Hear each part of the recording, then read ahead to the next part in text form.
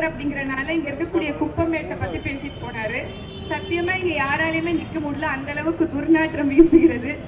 எதையெல்லாம் சரி செய்வோம்னு சொல்லிட்டு இந்த தொகுதிக்கு வேட்பாளராக களமிறங்கி இருக்கிறாரோ, இந்த தொகுதியின் அடிப்படை சிக்கல்கள் குறித்து மரியாதைக்குரிய சகோதரர் விஜய் அவர்களுக்கு தெரியுமா அப்படிங்கறதெல்லாம் தெரியல. இது வரைக்கும் எத்தனை முறை பெரம்பூர் தொகுதிக்கு வந்தாருன்னு தெரியல.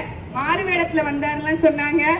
அப்படி மாறுவேடத்துல யாராவது பார்த்திருந்தீங்கன்னா அந்த குறைய பத்தி சொல்லியிருந்தீங்கன்னா, இதை பத்தி செவிசாய் திருப்பீங்கன்னா கட்டாயம் இதையெல்லாம் நீங்கள் சரி செய்து தர வேண்டும். ஆனால் எனக்கு என்னமோ நம்பிக்கை இல்லை.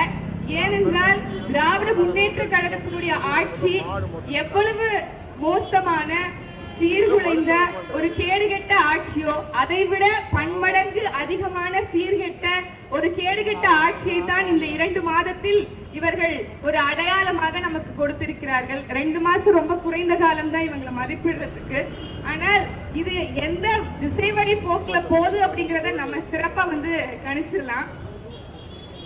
அதுக்கப்புறம் ஊரா வீட்டு நெய்ல உங்க வீட்டுக்கு ஸ்வீட் செய்யாதீங்க அப்படின்னு இந்த பொன் மொழிகளை உதிர்த்தவர் யாரு அப்படின்னா இந்த சட்டமன்ற தொகுதி நம்ம மாநிலத்தினுடைய மரியாதைக்குரிய முதலமைச்சர் சகோதரர் விஜய் அவர்கள்.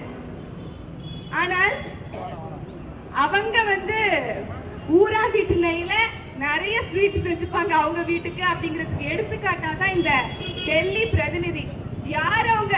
டெல்லி பிரதிநிதி அப்படிங்கிறது ஒரு சாதாரண பொறுப்பு இல்ல, கிட்டத்தட்ட அமைச்சர் பதவிக்கு இணையான ஒரு பொறுப்பு. நம்ம மாநிலத்துக்கும் சென்ட்ரல் ஒன்றிய அரசுக்குமான ஒரு லைசனிங் ஒர்க். அது நம்ம 2 பேரையும் தொடர்பு செய்யக்கூடிய ஒரு பணி. அமைச்சர் பொறுப்புக்கு நிகரான ஒரு பணியை சொந்த நண்பருக்கு எடுத்து கொடுப்பார் அப்படின்னா அது மட்டும் இல்ல, அதே மாதிரி தனி செயலராக சகோதரர் ஜெகதீஷ் அவர்களை நியமிச்சிருக்கிறாங்க.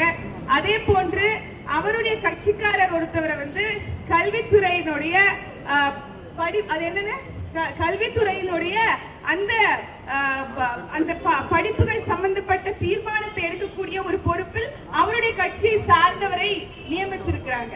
இப்படி எல்லா பொறுப்புகளையும் அவங்களுடைய கட்சி சார்ந்தவர்களுக்கும் நட்பு வட்டாரத்துக்கும் கொடுப்பாங்க அப்படின்னா நீங்க யாரும் கஷ்டப்பட்டு மாங்குன்னு TNPSC group 1 group 2 group 3 group 4 group A group பின்னு இரவு பகல் பாராம கஷ்டப்பட்டு எல்லாம் படிக்க தேவையில்ல. உங்களுடைய நட்பு வட்டாரத்தை மட்டும் பெருசாக்கிட்டே போங்க. குறிப்பா நல்ல சொபிஸ்டிகேட்டடா செலிபிரிட்டிஸா இருக்கக்கூடிய அவர்களை நட்பு வட்டாரத்துக்குள்ள கொண்டு வந்துக்கோங்க அப்படிங்கறதான் சூட்சமா இன்றைக்கு சகோதரர் விஜய் அவர்களுடைய இந்த தாவேக ஆட்சி நம்ம எல்லாத்துக்கும் உணர்த்துதுன்னு சொல்லலாம். இப்படிப்பட்ட ஒரு வேலையை தொடர்ச்சியாக இவர்கள் செய்வாங்க அப்படின்னா கடந்த ஆட்சியில் திராவிட முன்னேற்ற கழகம் கூட கொஞ்சம் படித்தவர்கள், துறை சார்ந்தவர்கள், கல்வித்துறையா அதை சார்ந்தவர்கள், சரி சட்டம் ஒழுங்கா அப்ப சரி அவங்களை அங்க ஐயா சைலேந்திர பாபு அவர்கள் நியமிக்கலாம் அப்படின்னு சொல்லிட்டு எல்லாரையும் கொஞ்சம் ஐஏஎஸ் படிச்சவங்க ஐபிஎஸ் படிச்சவங்கன்னு கொஞ்சம் துறை சார்ந்தவர்களை ஒரு அடையாளத்துக்காகவாவது அவர்கள் நிரப்பி வைத்தார்கள். ஆனா இங்க அப்படிலாம் எதுவும் இல்லை. ஏன்னா இன்னைக்கு ஒட்டுமொத்தமாக தமிழ்நாட்டு மக்கள் செலிபிரிட்டி வர்ஷிப்பிங்குள்ள வந்துருச்சு. அதாவது கதாநாயகன் வழிபாட்டுக்குள்ள வந்துட்டாங்க. இப்ப கதாநாயகன் வழிபாடுன்னு சொன்னோன்னு எனக்கு என்ன ஞாபகம் வருது அப்படின்னா அறிஞர் அண்ணா அவர்கள் சொன்னதுதான், தனி மனித வழிபாடு என்பது ஜனநாயகத்தின் சீரழிவுக்கு இட்டு செல்லும் அப்படின்னு சொன்னாங்க. அப்படி நாங்கள் தொடர்ச்சியாக விமர்சனம் செய்த போது அந்த தரப்புல இருந்து சொன்னாங்க, நீங்களும் ஒரு கதாநாயக வழிபாடு தான் செய்வீங்க, சீமான் கொண்டாடுறீங்க அப்படின்னு சொல்லி சொன்னாங்க. அவர்களுக்கு அண்ணன் தபு அவர்கள் சொன்னதைத்தான் உங்கள் எல்லோருக்கும் சொல்லணும்னு நினைக்கிறேன். நீங்க படப்பிடிப்பு கருவிகளுக்கு முன்னாடி ஒரு சண்டையிடக்கூடிய ஒரு நாயகனை நாயகன் என்று சொல்வீர்கள் என்றால், படையை கட்டி ஆண்ட எங்கள் தலைவன் வழிவந்த என் தாய்மாமன் சீமானவர்கள் அவரிடம் சண்டை கற்று வந்தவரும் நாயகன் தான் என்பதை நான் குறிப்பிடுகிறேன். அன்பார்ந்த உறவுகளே, நீங்கள் ஒன்றை மட்டும் புரிந்து கொள்ளுங்கள், இவங்க கட்டாயம் மாற்று இல்ல.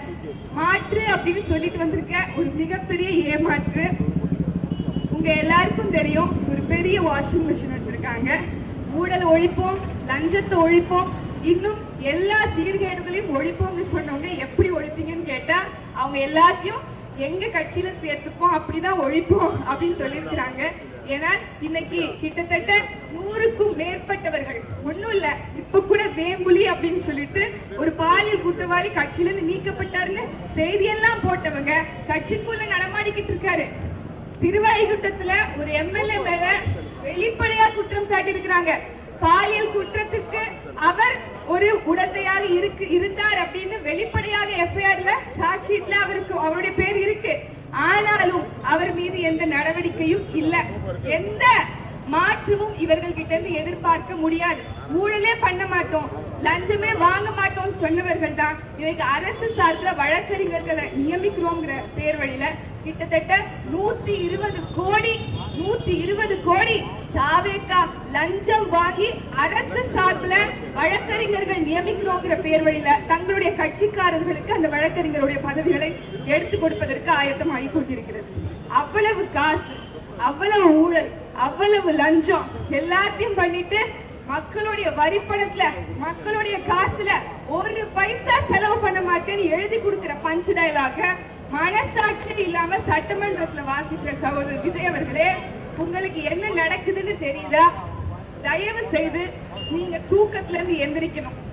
அந்த எழுதி கொடுக்கிற ஸ்கிரிப்ட கொஞ்சம் ஓரமா வச்சுட்டு உண்மையாகவே தமிழ்நாட்டுல என்னெல்லாம் பிரச்சனைகள் நடக்குது, என்ன சிக்கல்கள் இருக்கு, இன்னைக்கு அவங்க என்னெல்லாம் சொல்லிட்டு வந்தாங்களோ அதற்கு அப்படியே முரணாக, அப்படியே எதிராக, நேர் எதிராக இன்றைக்கு ஒவ்வொன்றும் நடக்குது அப்படின்னா நீங்க ஸ்கிரிப்ட் பேப்பரை முதல்ல திரையில நடிக்கிறத நிப்பாட்டுன்னு சொன்ன நீங்க சட்டமன்றத்திலும் மக்கள் மன்றத்துக்கு முன்னாடியும் நடிப்பதை நிப்பாட்ட வேண்டும். அப்போதுதான் நீங்கள் சுய நினைவுக்கு வருவீர்கள். இன்னும் சொல்ல போனால் நான் ஏற்கனவே குறிப்பிட்டது போல இங்க திமுகவை விட தாவேகா பல மடங்கு மோசடி ஆட்சியை கொடுத்து கொண்டிருக்கிறது.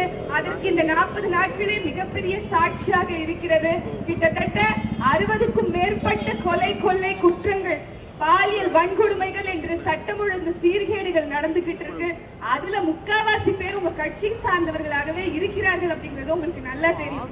இங்க நீண்ட நாள் கோரிக்கையாக 80 விழுக்காட்டு வரைக்கும் தமிழ் மக்களுக்கான வேலை வாய்ப்பை உறுதி செய்யுங்கள் அப்படிங்கிறத சொல்லிட்டே வந்தோம்.